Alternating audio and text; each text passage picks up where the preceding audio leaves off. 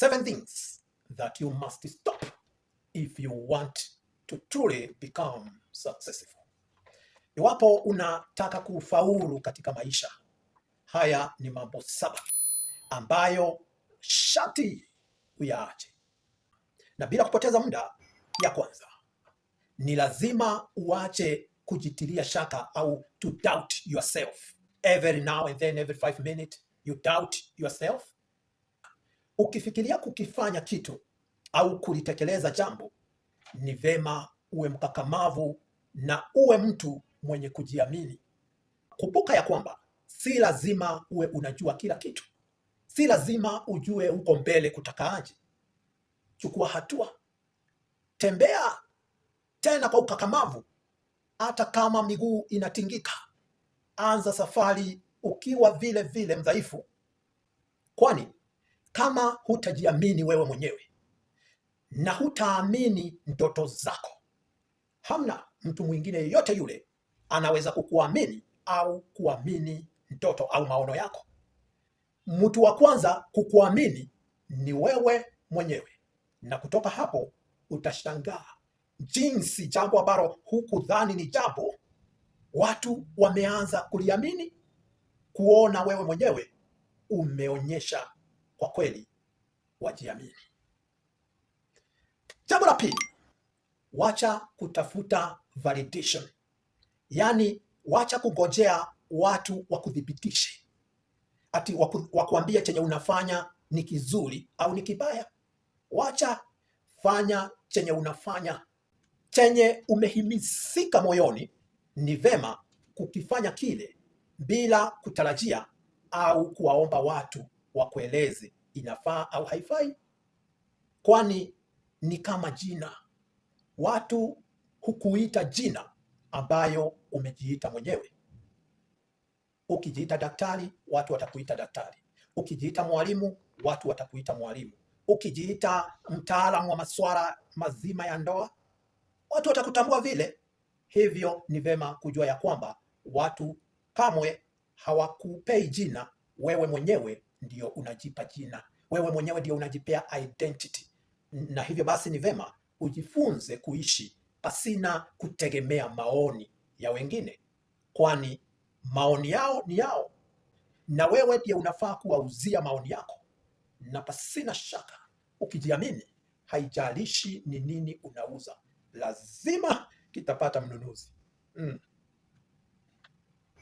Jambo la tatu la kuacha kabisa, iwapo unataka kufaulu katika maisha, ni kuacha kuishi pasina mpango.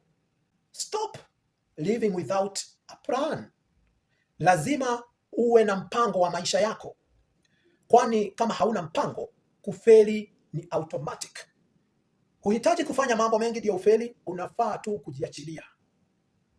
Wakati wowote ambao huna mpango, kila kitu huwa kinakaa urgent na kinahitaji kushughulikiwa kwa dharura, na ni vile unajipata umekuwa overwhelmed, umekuwa exhausted, doing totally nothing, na at the end of the day unakuwa hujatimiza chochote.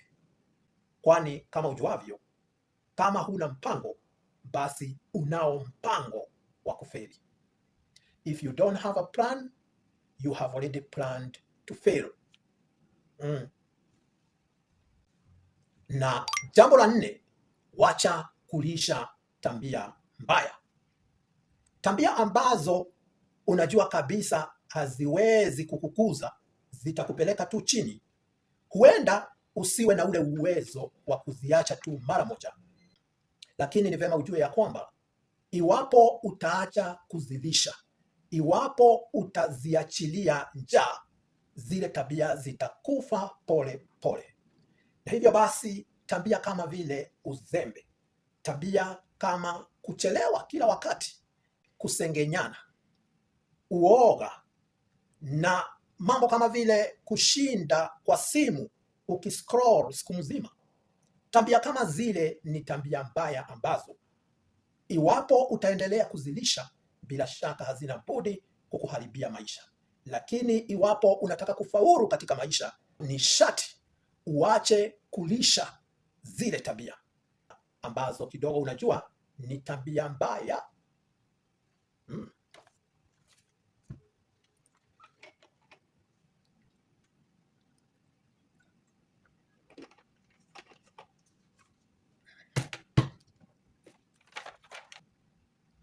Jambo la tano ambalo ni lazima uachane nalo ni kutorokea kazi au majukumu yaliyo magumu. Kwani jambo moja ambayo itakufanya ufaulu sana katika maisha ni kukubali kuchukua yale majukumu magumu yenye wengi hawataki kuichukua. Si rahisi, mwanadamu hajaumbwa vile. Tumeumbwa kutaka yale mepesi, tumeumbwa kutaka zile njia zinafanya kazi mara moja kwa haraka. Lakini za wale ambao ni wa kufaulu sana katika maisha ni njia panda, ni njia ambazo si wengi wako tayari kutembea. Chochote cha maana katika hii dunia lazima kiwe kingumu kwanza, na wengi ni wale hukata tamaa kabla wakifikie. Na hivyo wewe, iwapo utakata tamaa, iwapo wewe utakuwa mmoja wa wachache wenye watakuwa wastahimilifu kwa muda kidogo, basi huna budi ufaulu katika maisha. Na jambo la sita, stop blaming people for your life. Wacha kulaumu watu sababu ya maisha yako. My mentor Brian Tracy ananiambianga ya kwamba ni vema kila wakati nasema I am responsible. Chochote ambacho kimefanyika vilivyo au visivyo, I should always say I am responsible. Na kila wakati unaposema you are responsible, kuna venye unaachanga sasa kuwa like a victim na unakuwa in control. Unaacha kublame wazazi chenye walifanya na chenye hawakufanya. Wewe sasa ni mtu mzima. Watu wengi kama wewe wamelelewa mazingira mabaya kukuliko, na saa hii wamefanya makubwa. Hivyo basi kizingizio chako hakitoshi mboga.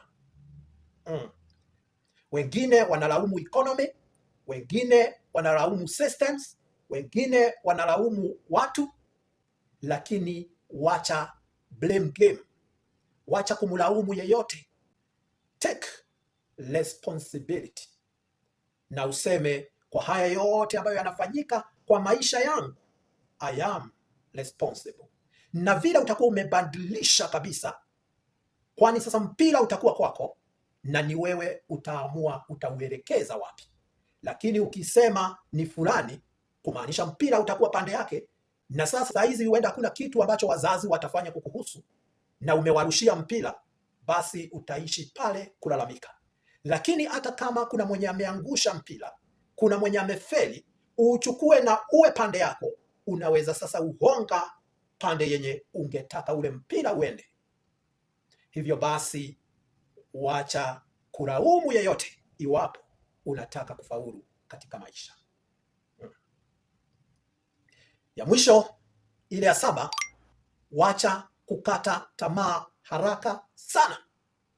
Iwapo wewe ni mtu ambaye anataka kufaulu katika maisha, katika jambo lolote lile, lazima ujue kama vyenye tumesema, mambo ambayo ni ya maana katika maisha lazima mwanzo yawe magumu. Na iwapo wewe ni mtu wa kutishiwa na kufa moyo haraka, basi inamaanisha kabla upenye ndio ufike kuwa mambo sasa ni rahisi, utakuwa ushakata tamaa kitambo. Mwanzo wa kila jambo ambalo ni jambo muhimu, jambo la maana, huwa ni mgumu. Lakini ni wale tu wangumu wanga wanafaulu. Wengi wanataka tu kupanda leo na kesho wavune, jambo ambalo halifanyi nini? Haliwezekani. Iwapo unataka kufaulu vizuri, lazima ukubali kutia mbolea ambayo ni uvumilivu. Ni vema kuyaacha hayo ambayo tumeyaorodhesha iwapo unataka kufaulu katika maisha.